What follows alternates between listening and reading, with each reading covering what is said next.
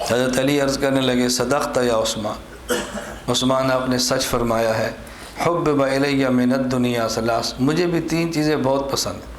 اب حضرت علی کیا پسند ہے کہ بندہ تھنگ رہ جاتا، اپنی اپنی پسند ہے۔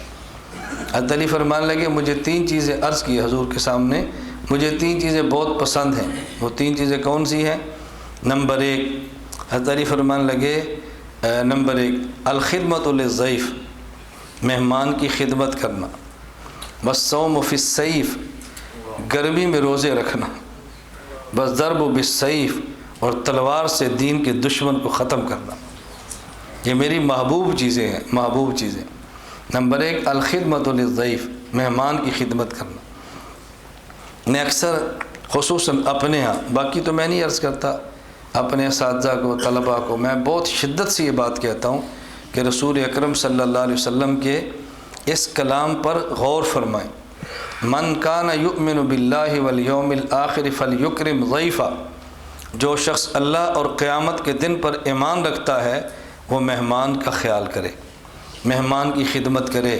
یہ نہیں فرمایا کہ مسلمان کی، تعلق والے کی، مالدار کی، مدرسے کے معاون کی، نہیں، مہمان مہمان ہوتا ہے بس۔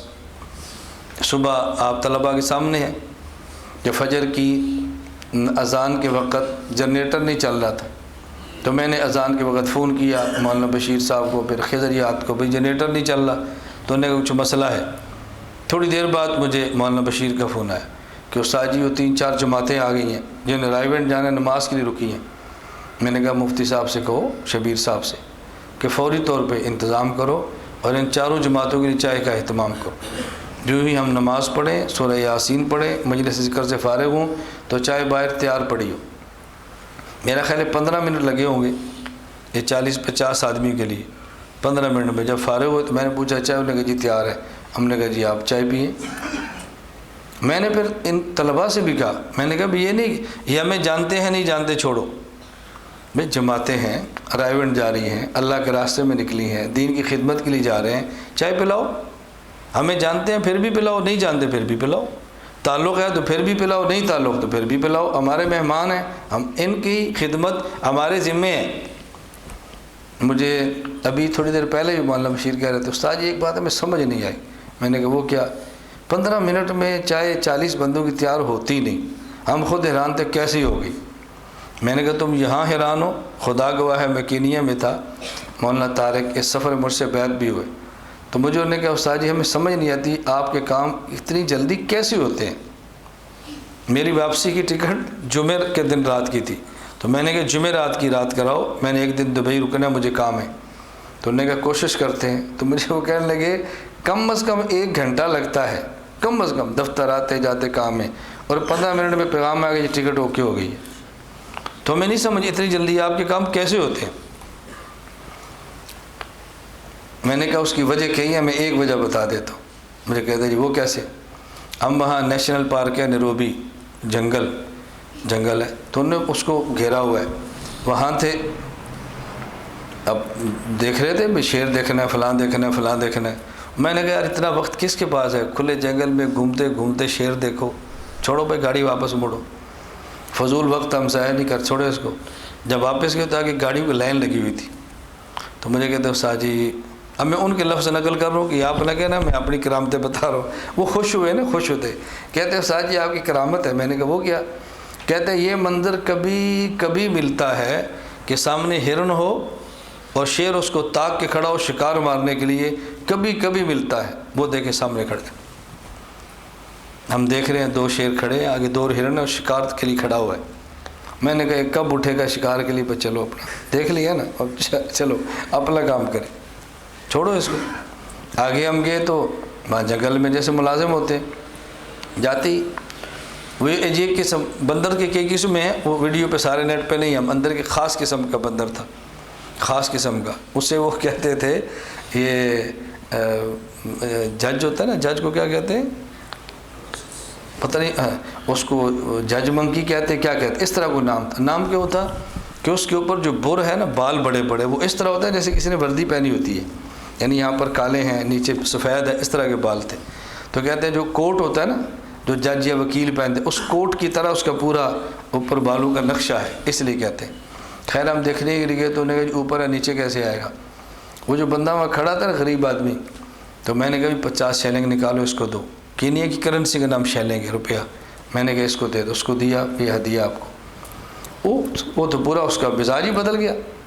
میں ابھی کھولتا ہوں, میں خوراک لاتا ہوں, ابھی کرتا ہوں, یہ نیچے آئیں گے, پھر کبھی شیر دکھا رہا ہے, کبھی چیتے دکھا رہا ہے, کبھی قریب جا رہا ہے.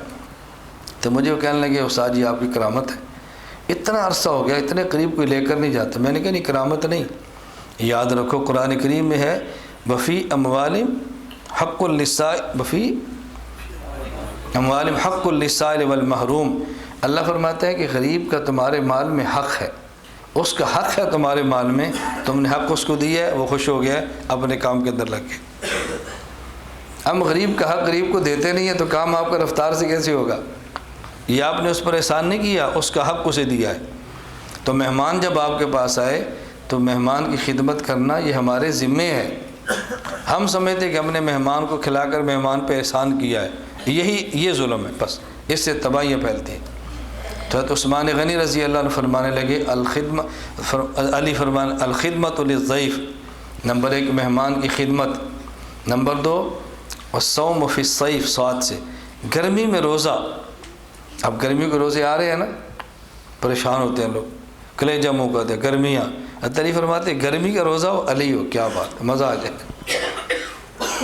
نمبر 3 الضرب بالسیف, تلوار کے ساتھ دشمن کے سر قلم کرنا, یہ مجھے بہت پسند ہے. میں اس پر ایک ہی واقعہ سناتا ہوں, مجھے پسند ہے, واقعات تو کئی ہوتے ہیں.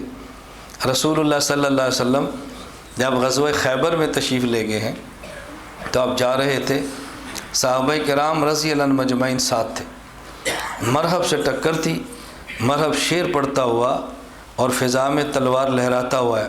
قد علمت خیبر انی مرحب شاک الصلاح بطل مجرب اذ الحروب اقبل تلہب. اس نے کہا خیبر جانتا ہے میرا نام مرحب ہے, خیبر جانتا ہے میرا نام مرحب ہے. قد علمت خیبر انی مرحب شاک الصلاح بطل مجرب, میرے پاس اسلحہ بھی ہے, پہلوان بھی ہوں, تجربہ کار بھی ہوں. اذ الحروب اقبل تلہب, اور جب جنگ شعلے پھینکتی ہے نا تو پھر میں اسلحہ دکھاتا ہوں. رسول اللہ صلی اللہ علیہ وسلم کے صحابی حضرت عامر رضی اللہ عنہ, ان نے ہاتھ میں تلوار لی اور وہ نکلے. انہوں نے کہا قد علمت خیبر انی عامر شاک الصلاح بطل مغامر. یہ تھے صحابہ رضی اللہ عنہ. دشمن للکارے اور پھر نیچے سر کرے, یہ صحابی کی شان نہیں ہے. مسجد میں ہو جھک جھک کے نماز پڑھو, اور جب میدان میں ہو پھر سینہ تان کے دشمن کو بتاؤ کہ ہم کون ہیں. حضرت عامر نے قد علمت خیبر انی عامر, مرحب خیبر جانتا ہے پورا کہ میرا نام بھی عامر ہے. میں بھی نہ تجربہ کار نہیں ہوں, میں بھی تجربہ کار, بزدل نہیں ہوں, میں بھی بہادر ہوں. مرحب آیا, حضرت عامر رضی اللہ تعالیٰ عنہ نے وار کیا زور سے, تلوار چھوٹی تھی, مرحب پیچھے ہٹا, اپنے گھٹنے پہ لگی, حضرت عامر شہید ہو گئے.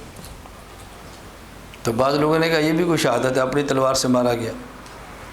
رسول اللہ صلی اللہ علیہ وسلم فرمانے لگے اللہ عامر کو دوہرا اجر دیں گے.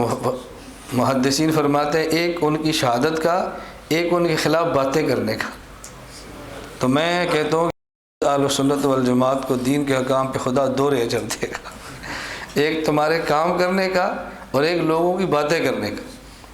تو دوہرا اجر لینا ہے, کارا اجر لینا ہے. لیکن یہ تب جب آپ باتوں کا جواب دے کے اجر ختم نہ کریں. جواب دے کر نہیں, عمل سے, کام میں لگے رہو, لگے رہو, لگے رہو. جو باتیں کرتا ہے کرنے دو, شوق پورا کرنے دو ان کو, کیا فرق پڑتا ہے بھائی. مرحب پھر آیا, اس نے اپنے ہاتھ میں تلوار لی, پھر آیا اور مرحب نے پھر کہا قد علمت خیبر انی مرحب شاک الصلاح بطل مجرب اذ الحروب اقبل تلہب. اب حضرت علی رضی اللہ عنہ اپنے ہاتھ میں تلوار کو لیا, فرمایا انا الذی سمتنی امی حیدرا کلیس غابات کریہ المنظرا اوفیہم بالساء کیل سندرا. یہ ہے صحابی. بزدل ہو اور کامل مسلمان ہو بہت مشکل ہے. مسلمان کو غیور ہونا چاہیے دینی معاملات میں. انا الذی سمتنی امی حیدرا, فرمایا کہ میری ماں نے میرا نام شیر رکھا ہے. شیر, حیدر عربی زبان میں شیر کو کہتے ہیں. میری ماں نے میرا نام شیر رکھا ہے. کلیس غابات کریہ المنظرا, میں جنگلوں کا شیر ہوں اور کریہ المنظرہ، مجھے دیکھ کر دشمن ڈرتا ہے اور تو دھندناتا پھرتا ہے۔ وہ فیہم بالسائکیل السندرہ، میں ناپ ناپ کے تجھے دوں گا، ایک وار کیا مرحب کے 2 ٹکڑے کر دی۔ فرمایا ضرب بالسیف، یہ مجھے بہت پسند ہے، یہ حضور کے دشمن آئیں اور دیکھو پہلے علی کرتا کیا ہے، مجھے بہت پسند ہے۔ حضرت علی رضی اللہ تعالیٰ عنہ، اپنی اپنی پسند ہے، اپنی اپنی